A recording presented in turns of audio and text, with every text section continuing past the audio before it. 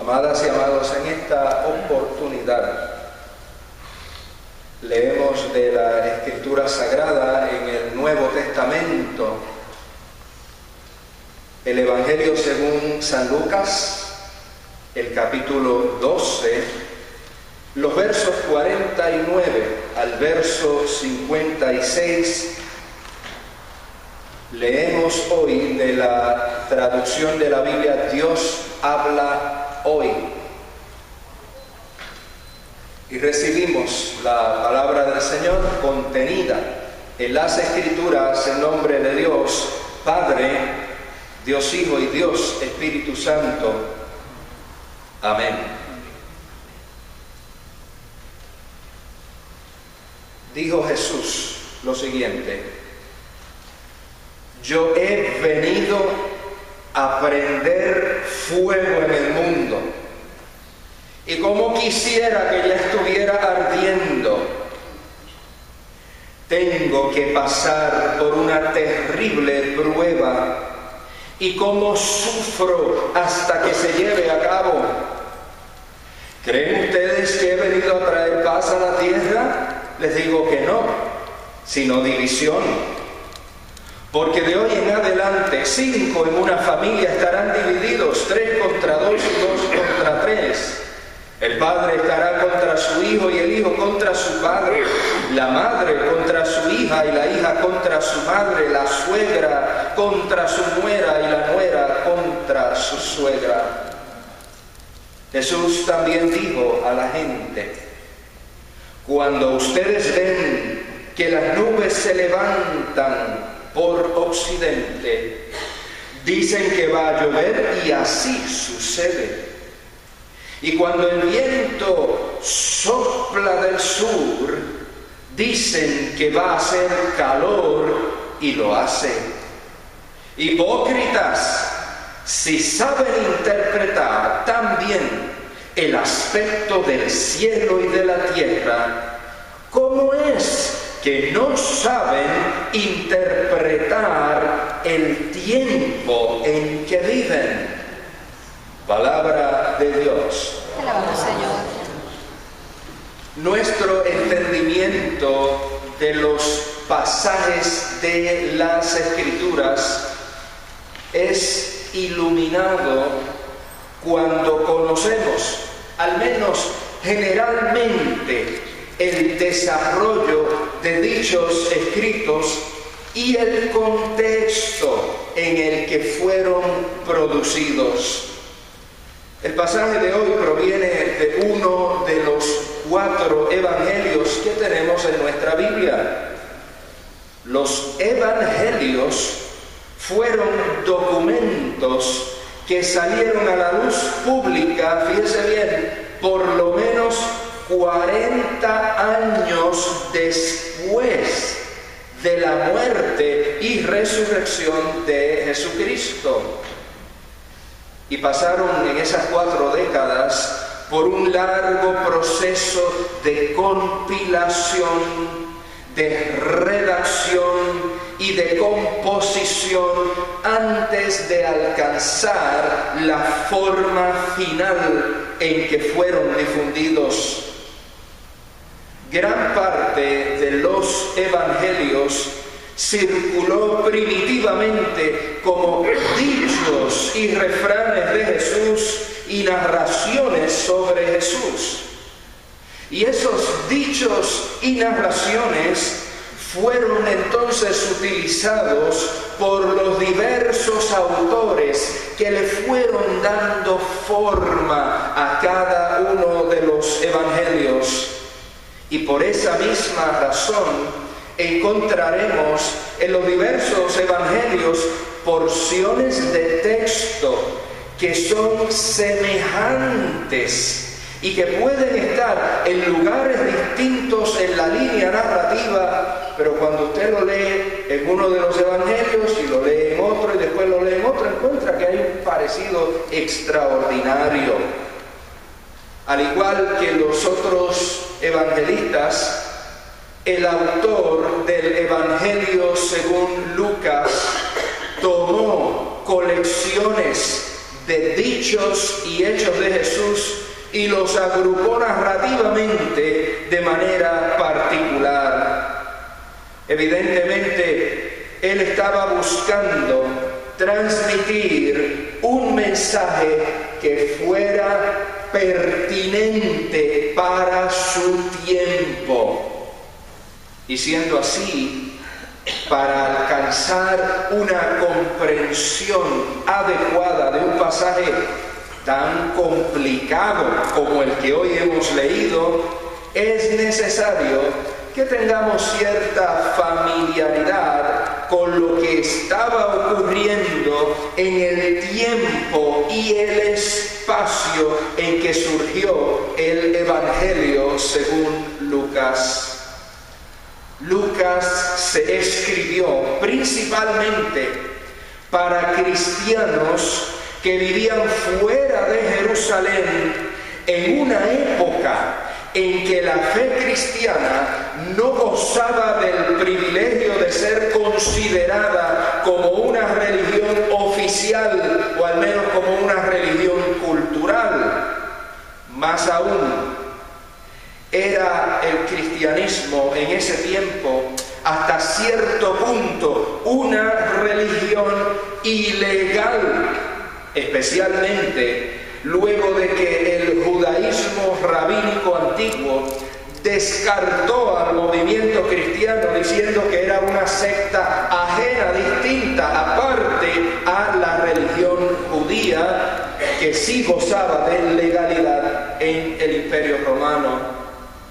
Las personas que recibieron ese escrito, el de Lucas, estaban en un ambiente que era hostil al cristianismo.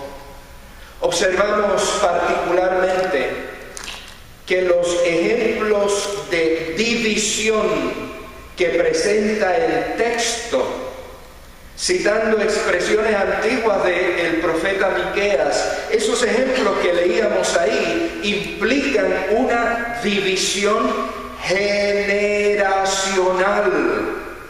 Con toda probabilidad, los cristianos que recibieron ese evangelio de Lucas eran hijos, eran hijas, eran yernos y nueras de personas provenientes en su mayoría de las religiones de la cultura greco-romana y algunas provenientes del judaísmo antiguo. Y ese detalle tan importante implica entonces que habría división bajo un mismo techo, división en una misma familia. Y eso era de esperarse en ese momento.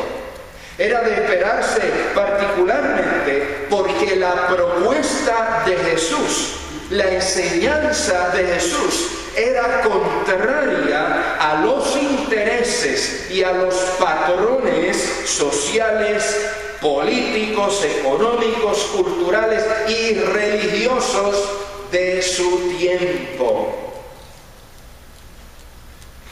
Y eso automáticamente iba a generar problemas. Jesús enseñó el amor al prójimo, aunque el prójimo fuese considerado enemigo. Amén. Jesús trastocó los conceptos de poder y autoridad, enseñando que la verdadera grandeza está en el servicio y no en los puestos ni en los títulos. Jesús estuvo dispuesto a echar a un lado las tradiciones y costumbres religiosas para darle prioridad al ejercicio y la práctica de la compasión. Jesús trató con dignidad a toda persona, por encima y más allá de su género, su edad, su procedencia y su condición social, política, económica o religiosa. Jesús se acercó y tocó con misericordia a quienes su sociedad consideraba intocables. Jesús enseñó que lo que realmente contamina al ser humano es lo que lleva en su interior. Jesús renunció a la venganza para dar lugar y espacio al perdón. Jesús privilegió la humildad por encima del orgullo arrogante.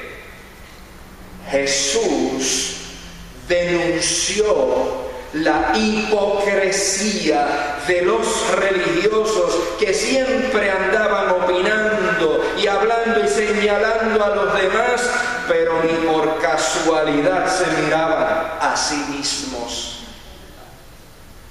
Y ante enseñanzas como esas,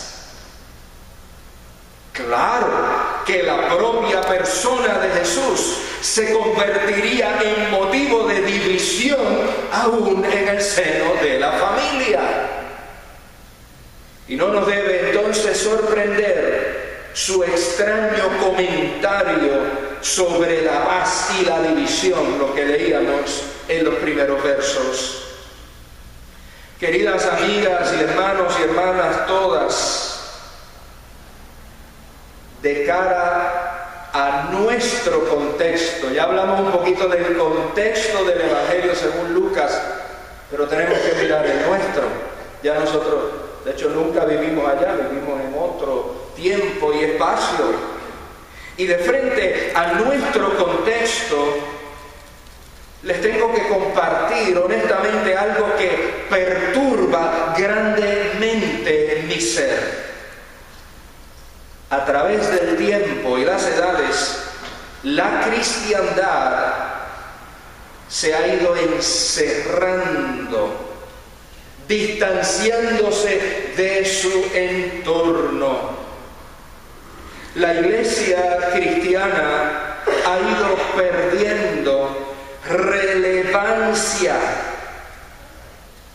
y eso está más que estudiado por científicos.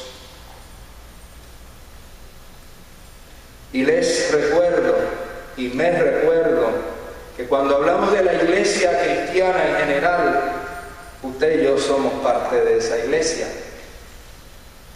Por un lado, en nuestro tiempo, el cristianismo reclama como derecho el tener privilegio sobre otras religiones en nuestra sociedad, pero a la misma vez vive desconectándose y apartándose de esa misma sociedad.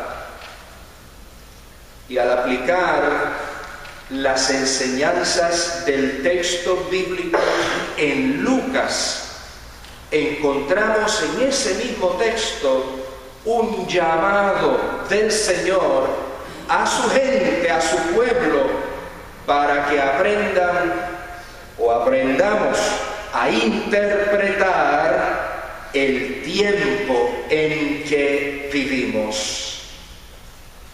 Tenemos la capacidad de estar conscientes de las condiciones meteorológicas, pero hemos olvidado estar conscientes de las situaciones que agobian a nuestro pueblo en la actualidad. Y seguimos insistiendo en proyectar la fe al mundo del tiempo en que vivimos, de la misma manera en que se proyectaba la fe al mundo de principios y mediados del siglo XX. Y es mi deber, mis amores, es mi deber como presbítero docente de esta congregación recordar que hace rato que estamos en el siglo XXI. Los estudiosos de las humanidades y las ciencias sociales han denominado el tiempo en que vivimos como posmodernidad. La mayoría de nosotros nacimos en un tiempo que se conocía como la modernidad, pero ahora mismo, hace ya como 3 décadas, estamos viviendo en lo que los científicos sociales llaman la posmodernidad. Y ese detalle tiene grandes implicaciones para la cristiandad, particularmente en lo que a la autoridad y el testimonio respecta. El mundo actual, mis hijas e hijos, el mundo actual no va a tragarse una idea o una enseñanza solamente porque la iglesia lo diga. Eso era en otros tiempos. La sociedad, más que nunca antes en la historia, se va a oponer al mensaje de Jesucristo. Eso que hace un rato reseñábamos diciendo Jesús enseñó, Jesús hizo. Se van a oponer a ese mensaje, a esa enseñanza, pero no por eso le vamos a dar la espalda en un encierro espiritual permanente, sino que nos corresponde hacer presente a ese mismo Jesucristo en el tiempo en que vivimos a través de nuestro obrar. Una de las confesiones de nuestra iglesia afirma lo siguiente, y para que usted se la pueda llevar y la pueda leer otra vez en su casa, se la escribí en la parte de atrás del boletín, así que le invito a que la busque. Recuerde que cada semana compartimos pequeños párrafos e información sobre dónde estamos parados. Y esto es de una confesión que ya tiene 4 décadas, pero interesantemente era profética, estaba como que hablando no solo del presente y del futuro. Y afirma lo siguiente: la vida, la muerte, la resurrección y el retorno prometido de Jesucristo han establecido el modelo para la misión de la iglesia. Su vida, ¿la vida de quién? ¿La de Pedro? ¿La de Pablo? ¿La de Moisés? No. ¿La del pastor? Menos. La vida de Jesucristo como ser humano envuelve a la iglesia en la vida ordinaria de la humanidad. Su servicio, el servicio de Jesucristo a los seres humanos, compromete a la iglesia a trabajar en pro del bienestar humano en todas sus formas. Otro paréntesis, ¿de cuál forma? En las que nos gustan, en las de nuestra cultura, en las de nuestro partido político. No. En todas sus formas. Trabajar en pro del bienestar humano en todas sus formas. Su sufrimiento, ¿el de quién? El de Jesucristo. Su sufrimiento hace a la iglesia sensible a todos los sufrimientos humanos, de manera que contempla la faz de Cristo en el rostro de los seres humanos que sufren toda clase de privaciones. Su crucifixión revela a la iglesia el juicio de Dios sobre la crueldad del ser humano hacia sus semejantes y las consecuencias terribles de su propia complicidad en la injusticia. Y aquí hago otro paréntesis.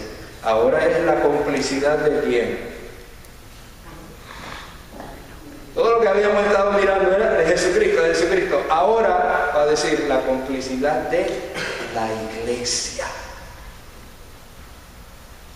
Complicidad en la injusticia. Para quienes nos ven a la distancia, ya sea en audio o en video, estábamos leyendo de la Confesión de 1967, 9.32 de la Iglesia Presbiteriana de los Estados Unidos de América, nuestra iglesia, nuestra denominación. Amadas y amados queridos, el tiempo en que vivimos requiere gente que esté consciente de su entorno, gente que se atreva a seguir los pasos de Jesucristo. Y seguir los pasos de Jesucristo en su relación con la sociedad implica que como discípulas y discípulos suyos tenemos la responsabilidad de denunciar las injusticias y los atentados contra el bienestar humano, ya sea que provengan de gobiernos, de empresas privadas y hasta de instituciones religiosas. Tenemos que comprometernos con la lucha en contra de las desigualdades. Tenemos que insertarnos en la promoción del derecho de cada persona, cada ser humano a la salud, la educación y el trabajo digno y la libertad de expresión. Tenemos que hacer nuestra la conciencia de la realidad horrenda del maltrato hacia la niñez, el maltrato hacia la mujer y el maltrato hacia la vejez. Y que si usted no lo sabía, nuestra ciudad es una de las primeras en esos renglones también. Amadas y hermanos, amados todos, los fuertes dichos de Jesús contenidos en la Escritura que hoy leemos nos retan y nos retan a salir de las burbujas en las que a veces nos metemos, nos retan a salir de la comodidad religiosa que acostumbra a desentenderse de su entorno social, nos retan a renunciar a un estado de tranquilidad que es sostenido por la indiferencia y nos llaman a seguir el camino del reino que Cristo practicó y predicó, aunque en ocasiones ese camino se torne complicado. Amén. Pero el Señor no espera que sigamos ese camino solas o solos. Porque cuando uno contempla el camino de la manera en que Jesús lo está pintando, uno dice, ay, yo no puedo caminar eso.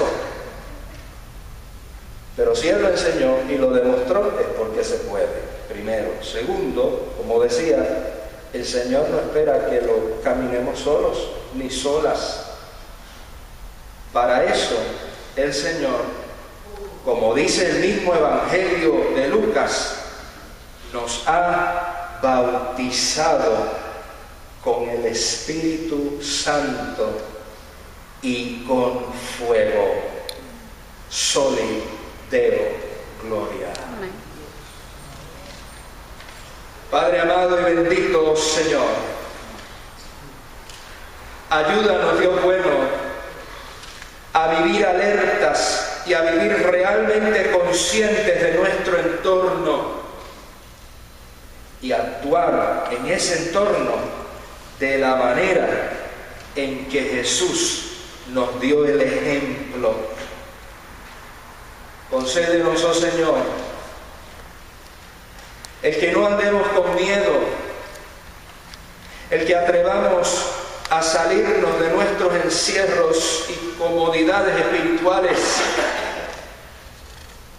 y a poner la mira, el esfuerzo y la energía en vivir como Jesús lo hizo. Gracias, oh Dios, por el don y el regalo de tu Santo Espíritu, porque siendo santo y sublime, nos miras con compasión a seres humanos pecadores, limitados, y nos guías en el proceso de transformación de nuestra vida para que podamos bendecir a otras y otros y guiarles también en el camino del discipulado cristiano. Así oramos, Señor, y así creemos, en nombre de Cristo Jesús. Amén. Amén.